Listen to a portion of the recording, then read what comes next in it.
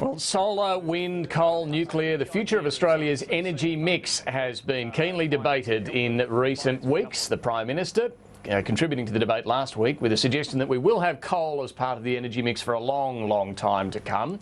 South Australia, of course, is looking at the nuclear fuel cycle and whether we could have nuclear power in Australia. The PM has expressed some scepticism about that, but he does believe there could be a case for storing nuclear waste from other countries who we sell uranium to back here in Australia. To that end, well, the government is soon due to release, by the end of the year in fact, a short list of potential sites for the storage of nuclear waste. Not the waste from other countries at this stage, only the waste, low-level, intermediate waste from the Lucas Heights nuclear reactor in Sydney. Where should that go? It's been debated for years. A decision long overdue. We're going to be moving closer to a decision, it seems. Josh Frydenberg is the Minister for Resources and Energy. He's also the Minister for Northern Australia. He's been travelling around Northern Australia, and I spoke to him from Perth a short while ago. Josh Frydenberg, thank you for your time. I want to start with your portfolio responsibilities in Northern Australia. As the Minister for Northern Australia, you've spent the last couple of weeks visiting parts of Northern Queensland and Western Australia. What have you learnt on these trips? I've learned about the huge opportunities, David, that exist in these communities, whether it was in Rockhampton or Mackay, Townsville and Cairns in Northern Queensland. I also have been with Melissa Price in her seat of Durack, visiting the Pilbara yesterday and visiting iron ore sites and gas facilities and the like. There's huge opportunities here in energy and resources, in agriculture, in aquaculture, in tourism and education, particularly because Northern Australia is just on the doorstep of Asia and the growing middle classes there. So I'm looking forward to working with my colleagues, be they in Western Australia, Queensland or Natasha Griggs in the Northern Territory, to really open up new opportunities for their local communities.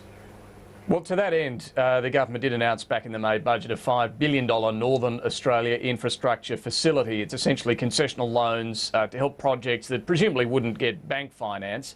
Are these the sorts of things that we're going to see funded? Energy, aquaculture, tourism projects that you've listed there? Yeah, absolutely. We're focused on key economic infrastructure that will invite further investment, create jobs and growth. And we're looking in those areas of water. And I heard from many of the communities about the need for dams, because more than half of Australia's rainfall falls above the Tropic of Capricorn, but it's just not captured. It just seeps into the ground. So dams are really important. We heard about the need for communications infrastructure, energy infrastructure and of course transport infrastructure, roads, rail, airports and ports. So we're not looking to crowd out the private sector, David. We're looking to either partner with the private sector or state and territory governments to put in place key economic infrastructure which will invite further investment. Is it all that different to the $10 billion concrete bank that Labor's floated? That's more broadly to encourage superannuation funds to invest in infrastructure projects across the country. I mean, it's a similar sort of idea, isn't it? Well, it was interesting when Bill Shorten announced his infrastructure projects, he didn't have one for the Northern Territory, whereas we've put aside $5 billion worth of concessional loans, which can be used in the Northern Territory as well as in Queensland, in Western Australia. So we have moved first. But I'm saying the idea of some seed funding to help finance become more attractive for these sorts of projects. Yeah, I mean, look, we're looking to leverage off the Commonwealth's balance sheet here to support that economic infrastructure, which, as you say, may not have been built but for this government support. So, look, Labor will have their own ideas. We announced $5 billion as a tangible commitment in the budget. It was part of our Northern Australia white paper, which has a series of other initiatives across a whole lot of different portfolio areas. And we're very much focused on Northern Australia and the opportunities that exist there. Let me ask you about one specific project. The Indian company Adani has already apparently registered an interest in accessing part of these funds, the $5 billion, to help get its Carmichael coal mine up and running. Is that the sort of project this could fund? Look, I've said as far as that particular project is concerned, Adani is a commercial operation. It needs to stand on its own 2 feet.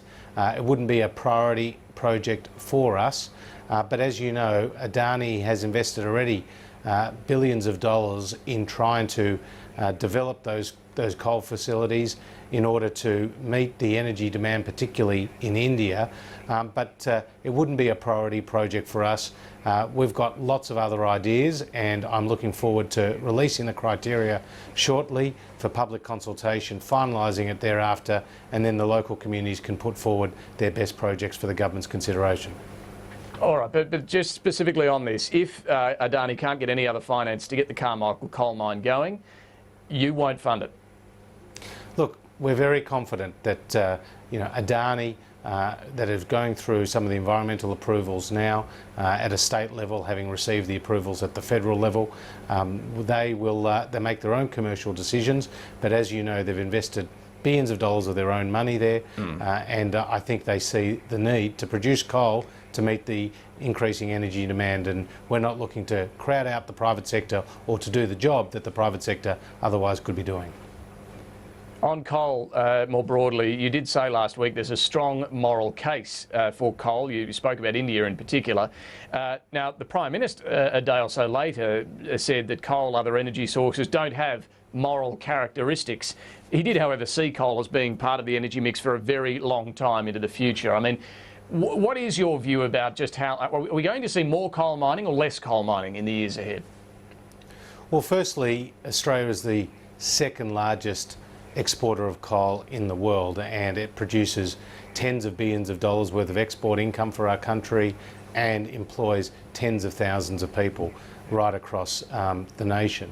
So it is a very important part of the energy mix, and we get more than 60% of our domestic electricity from coal, and globally the world gets more than 40% of its electricity from coal. And according to the International Energy Agency, David, by 2040 the world will still be getting more than 30% of its electricity from coal. So it's fundamentally important to the energy mix. The Prime Minister reasserted those key points in his comments, which were very welcome. And when he was talking about moral characteristics, he wasn't actually talking about the moral case which I was talking about, which is to lift people out of energy poverty. They're a different point, because with more than 1 billion people around the world without access to electricity, Australia's coal, which, dare I say, is low in sulphur, low in ash, and is being used in these high efficiency, low emission power plants, which can reduce the carbon footprint by up to 40% on some of those older plants in existence. That is actually playing an important role in lifting people out of energy poverty, and that's the moral case, just like it is for our gas exports or indeed for our uranium exports. All right, but back to the question, are we going to see more coal mining or less coal mining? Well, I think you'll see the market answer that question, and the head of the International Energy Agency has said that international energy demand will increase by a third between now and 2040, and that's because of growing populations, greater urbanisation and growing middle classes, and 75% of that demand will be met by fossil fuels, including coal. So I think there will be a high demand for Australia's high quality coal, which could see more coal mines being created around the world. Now, on nuclear, you are responsible for the selection of the site for Australia's nuclear waste. A shortlist was meant to be produced back in August. When are we going to see that shortlist of potential sites? David, you'll see that shortlist soon, and the key point is this has been going for many years, this process, and we're looking for a site to store the waste that comes out of our Lucas Heights reactor. It's low-level waste. There's also intermediate waste, and Australia has a responsibility to store that waste. Now, previously the government had sought to decide a site unilaterally. Now we are conducting a voluntary process where local communities have put forward their names for consideration by the government. My department has been assessing those claims together with an independent panel that we have appointed. I'll shortly be releasing a short list of potential sites. Proper consultation will be had with the local communities over an extended period of time.